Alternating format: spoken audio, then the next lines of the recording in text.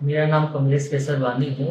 मैं सुबह-सुबह बड़ौदा के लिए पूरे फैमिली के साथ निकला था, जो कि खरवासा रोड में मैं फँस गया था। उसके बाद पानी काफ़ी भर गया था, तो हमने पुलिस हेल्पलाइन में कॉल किया।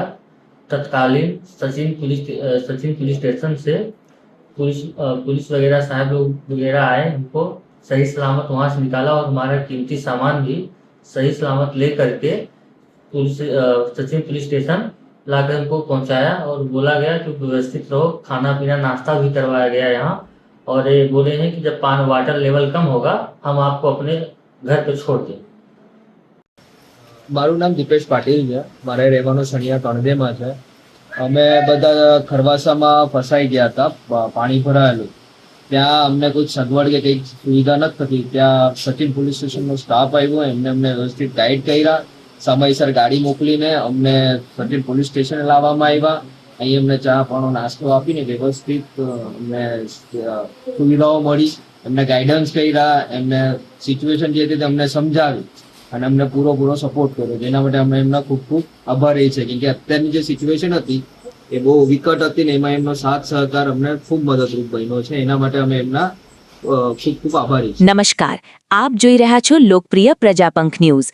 આજના પોલીસ સમાચારમાં સુરત શહેરમાં પડેલા ધોધમાર વરસાદ વચ્ચે સચિન પોલીસ દ્વારા કરવામાં આવેલી એક એવી બહાદુરીભરી કામગીરી જે આજે સમગ્ર શહેર માટે ગૌરવનો વિષય બની છે. સુરતના સચિન પોલીસ સ્ટેશન વિસ્તારના ડિંડોલીથી ભાટિયા ગામ તરફ જતા માર્ગ પર આવેલ ખરવાસા ગામના પુલ નજીક ભારે વરસાદના કારણે અચાનક પાણીનો પ્રવાહ એટલો વધી ગયો કે આસપાસના વિસ્તારોમાં પૂર જેવી પરિસ્થિતિ સર્જાઈ ગઈ.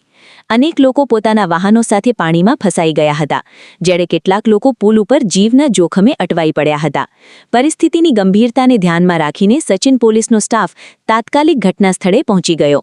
સતત વરસતા વરસાદ અને પ્રચંડ પાણીના પ્રવાહ વચ્ચે બચાવ કામગીરી અત્યંત જોખમી બની હતી. ત્યારે ડીસીપી રાજેશ પરમાર અને એસીપી એનપી ગોહિલના માર્ગદર્શન હેઠળ Sachin police inspector PN Vaghela અને તેમની ટીમે અસાધારણ હિંમત અને ફરજ નિષ્ઠાનું પ્રદર્શન કર્યું. દોરડા, જેસીબી અને ટ્રેક્ટર જેવા સાધનોની મદદથી પોલીસે પોતાના જીવની પરવા કર્યા વગર બચાવ અભિયાન શરૂ કર્યું. ભારે જોખમ વચ્ચે સૌપ્રથમ 18 ફસાયેલા લોકોને સુરક્ષિત રીતે બહાર કાઢી સલામત સ્થળે પહોંચાડવામાં આવ્યા હતા. પોલીસની આ ઝડપી અને સમયસર કામગીરીના કારણે સંભવિત જાનહાનિ અટકાવવામાં મોટી સફળતા મળી છે.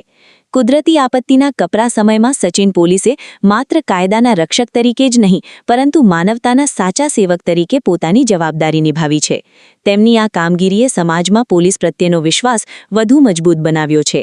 સચિન પોલીસની આ બહાદુરી, સમર્પણ અને માનવતાભરી કામગીરીને સમગ્ર સુરત શહેર સલામ કરે છે. આવા અન્ય સમાચાર જોવા વિડીયોને શેર, લાઇક અને સબસ્ક્રાઇબ જરૂર કરશો જી. પ્રજાપંખ ન્યૂઝ, સુરત. ધન્યવાદ.